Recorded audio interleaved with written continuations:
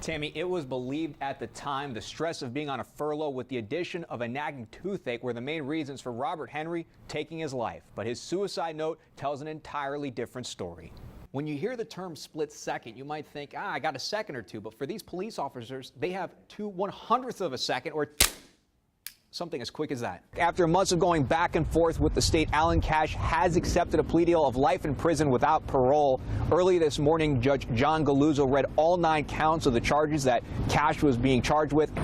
Tammy, the Florida Department of Transportation says the new ramp will open up a week from Monday. And of course, we're talking about the one headed I-4 eastbound off Garland Avenue. It's been nearly 8 years, but Deborah Sianowski finally has some closure on where her daughter's body has been. Their swastikas are still covered with Mary and Chuck's wrapping paper over my shoulder. You can see one is still up. But for the most part, most along Alafaya Trail have been painted up by those apartment complexes. And Tammy, when I was interviewing Mary, I asked her where she came up with the message, love is greater than hate. She told me it actually was her church's main focal point of their sermon that she heard the night before on Christmas Eve. Here in Dennis's bee farm, there's nearly 1 million bees, all of which he has rescued and put through rehab. Find drugs, find drugs.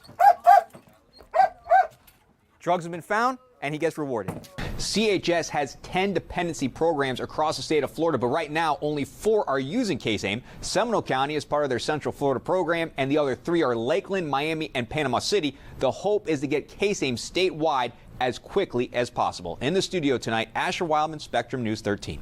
Kenesha Wood is one of 6 homeowners in the Hampton Estates gated community that saw severe damage to a boundary wall off Fawn Run and Old Lockwood Road, damaged by Hurricane Irma in 2017. First thought was HOA was going to be on top of this. And it appeared they were. In November of 2017, the HOA was given an insurance check of roughly $16,000 to fix the wall, but in 2019, the wall still hasn't been touched. We actually had the HOA president herself said that the money was spent and they don't know how they were going to get it back. I reached out to HOA President Christina Verstrati multiple times for comment, but had no luck. In an email from Scott Kiernan, an attorney for Becker Lawyers who represents the neighborhood's management group, he states, "We are currently assisting the association in pursuing all legal options, including construction defect claims for original defective wall construction. An engineer has been hired by the association to assist with properly repairing the wall. It is yet to be determined what financial source of funds will be used to pay for full wall repairs, but the volunteer neighbors that run the association in their spare time are working very hard to pursue all options in the best interest of all homeowners and neighbors." Nearly 2 full years of no wall repairs, though, is unacceptable to homeowners. This is going to affect our property values. Who would want to come into a community and buy when they have this right across the street?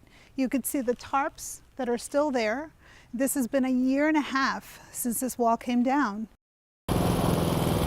Brothers Jonathan and Michael Channel don't own their own lawn care business. Heck, they don't even cut the grass to make money to buy their next video game. They do it as part of the 50-yard challenge sponsored by the Raising Men Lawn Care Service, which was founded by Rodney Smith Jr., who lives in Alabama.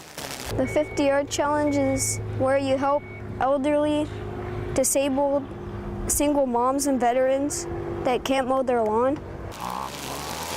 7 days a week, these brothers are booked up, offering their services for free to those that need some TLC for their landscaping.